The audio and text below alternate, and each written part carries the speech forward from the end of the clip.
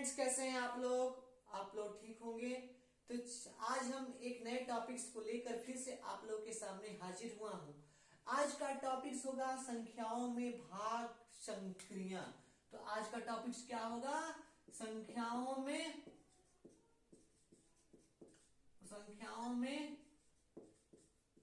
भाग संक्रिया। संख्याओं में भाग संक्रिया यानी division on number. Division on numbers. Division on number, संख्याओं में भाग संक्रिया। तो आज हम संख्याओं में भाग संक्रिया से संबंधित टॉपिक्स पे चर्चा करेंगे। मैं अपने तरफ से आप लोग को पूरी तरह से समझाने की कोशिश करूंगा।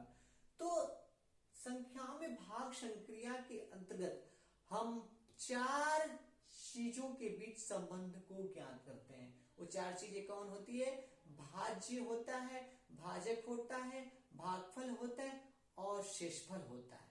तो हम पहले जानेंगे भाज्य क्या होता है। तो भाज्य वह संख्या होती है जिसमें किसी भी संख्या से भाग दिया जाता है, वो भाज्य कहलाता है। और भाजक क्या कहलाता है? भाजक वह संख्या होती है जिससे हम किसी संख्या में जिसके द्वारा हम किसी संख्या में भाग देते हैं, वो क्या कहलाता है? भाजक कहलाता है। और शेषफल तो आप लोग जान ही होंगे, जो भाग देने पर जो शेष बचता है वो शेषफल हो जाता है, और जो भाग देने पर जो भागफल आता है उसको ही भागफल आता है, उसे हम भागफल सब कहते हैं। जैसे हम एक उदाहरण लेके चलते हैं संख्याओं में भाग संक्रियाओं का दौर। माना यदि कोई संख्या एक है, यदि कोई संख्या क्या है? ए है। यदि हम इसमें संख्या बी से भाग देते हैं और भागफल क्यू आता है और शेषफल जो अपना आता है वो आर आता है, तो उनके बीच, तो इन चारों के बीच एक संबंध जो होता है वो होता है a equal to b into q plus r, यानी ए बराबर b into q plus r. यही जो होता है एक संबंध होता है संख्याओं में भाग संक्रिया के अंतर्गत। यानी जहां ए क्या है? ए जो होता है भाज्य है। भाज्य मैंने क्या बताया? वह संख्या जिसमें हम किसी संख्या से भाग देते हैं। चूंकि ये भाज्य है, इसमें भाग किसे दे रहे हैं? बी से भाग। तो वह संख्या यानी ए जिसमें किसी संख्या से हम भाग देते हैं, तो वह संख्या कहलाती है भाज्य कहलाती है, जिसको अंग्रेजी में हम बोलते हैं डिविडेंड। डिविडेंड इसको अंग्रेजी में बोलते हैं। और इसको क्या बोलते हैं? डिवाइजर बोलते हैं। जिससे हम भाग देते हैं उसे हम डिवाइजर बोलते हैं। और जो ये भागफल आता है उसे हम इंग्लिश में क्वोटेंट बोलते हैं। और आर जो होता है शेषफल जो आता है उसे हम इंग्लिश में रिमाइंडर बोलते हैं। रिमाइंडर। तो ये क्या होगा? तो ये क्या हो गया? इसमें भाज्य हो गया। यानी भाज्य बराबर भागफल। भाज्य बराबर भाजक हो गया। भाजक हो गया भाजक, यानी बी भाज्य बराबर भाजक गुणे भागफल, क्यू जो आ गया भागफल प्लस शेषफल। शेषफल हो गया। यही जो होता है संबंध आता है, यानी भाज्य बराबर भाजक गुणे भागफल प्लस शेषफल। यह जो होता है संख्याओं में भाग संक्रिया के अंतर्गत यह एक फार्मूला बन के आता है। जहां एक इसमें एक जानने वाली बात है, जहां इसमें जो होता है वो आर इक्वल आर जो होता है वो क्या होता है? जीरो से बड़ा अथवा जीरो के बराबर होता है। जो ये आर शेषफल जो होता है जिसको रिमाइंडर बोलते हैं, वो जीरो से बड़ा होना चाहिए या जीरो के बराबर होना चाहिए। लेकिन वह जो होता है, ये जो होता है जिससे हम भाग देते हैं, जिसे हम भाजक बोलते हैं, वो उससे क्या होना चाहिए? ये आर जो होता है बी यानी भाजक से छोटा होना चाहिए।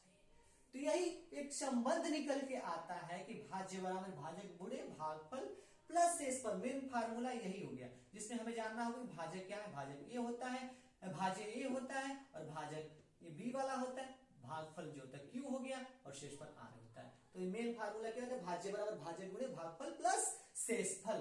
तो चलिए हम एक सवाल लेके समझते हैं इस क्वेश्चन को और आप लोग को समझाने का मैं प्रयास करता हूं। जैसे क्वेश्चन हो गया आज का कि 1043 संख्या ये क्या है, 1043 को किसी संख्या से भाग देने पर, 1043 को किसी संख्या से भाग देने पर भागफल 11 तथा शेषफल, भागफल 11 तथा शेषफल 20 प्राप्त होता है, 20 प्राप्त होता है। तो क्या ज्ञात करना है, भाजक ज्ञात कीजिए, भाजक ज्ञात करें। भाजक क्या होता है, भाजक वह होता है जिसके द्वारा हम भाग देते हैं। तो भाजक हमें जिसके द्वारा हम भाग देते हैं वो ज्ञात करना है। जैसे कहने का मतलब यह संख्या है, ये 1043 दे रखा है, तो 1043 को किसी संख्या यानी माना हुआ संख्या x हो गया, तो x से भाग देने पर, किसी संख्या से भाग देने पर, तो वो संख्या क्या हो गई, x हो गया। तो 1043 को किसी संख्या से भाग देने पर भागफल जो अपना आता है, भागफल 11 आ गया तथा शेषफल जो है वो 20 आता है, यानी शेषफल जो आता है वो कितना आता है, 20 आता है। तो भाजक ज्ञात करनी, यानी यही एक संख्या यानी भाजक ज्ञात करना है, x ज्ञात करना है। तो हमने फार्मूला पढ़ा कि भाज्य बराबर, अभी हमने फार्मूला पढ़ा था कि भाज्य बराबर भाजक गुणे भागफल प्लस शेषफल। तो चूंकि यहां दिया भाज्य कितना दिया, 1043, ये ना भाज्य होता है, तो भाज्य बराबर 1043 इक्वल टू भाजक जिससे हमें भाग देते हैं, तो वह संख्या ही ज्ञात करना है, यानी भाजक ही ज्ञात करना है। तो भाजक की जगह हमने क्या रखा, x रखा है, गुणे भागफल हमें जो मिल रहा है वो 11 मिल रहा है, अब प्लस शेषफल जो आ रहा है वो 20 आ रहा है। तो अब हम चूंकि इधर ये 20, चूंकि ये क्या है, पहले हम क्या कहते हैं, सरलीकरण के नियम के अनुसार इसको हल करेंगे। तो 1043 बराबर 11x हो जाएगा, यानी 11x प्लस ये 20 हो गया। चूंकि अब इधर प्लस है तो इधर आएगा तो माइनस हो जाएगा, तो 1043 माइनस 20 इक्वल टू 11 गुणे x। तो ये क्या हो जाएगा, 1043 में से 20 घटेगा 1023 हो जाएगा, और ये 11 और x हो जाएगा। तो चूंकि यहाँ x गुणा है तो इधर आएगा तो भाग हो जाएगा, 1023 भागा 11 इक्वल टू x। x कौन क्या है, भाजक, x हमने माना है भाजक, माना है भाजक, क्या माना है, x माना है। तो 11 भाग देंगे तो 11 9 99 और 11 33, यानी हो जाएगा 93 इक्वल टू x, यानी इसको लिख सकते हैं x बराबर 93, यानी यही हमारा आंसर हो गया। यानी x को क्या माने, भाजक माने, तो भाजक हमारा 93 और यही ज्ञात करना था। तो हमें विश्वास है कि ये आपको समझ में आया होगा ये टॉपिक्स। तो आज के दिन इतना ही बस इस कड़ी में, तब तक के लिए धन्यवाद।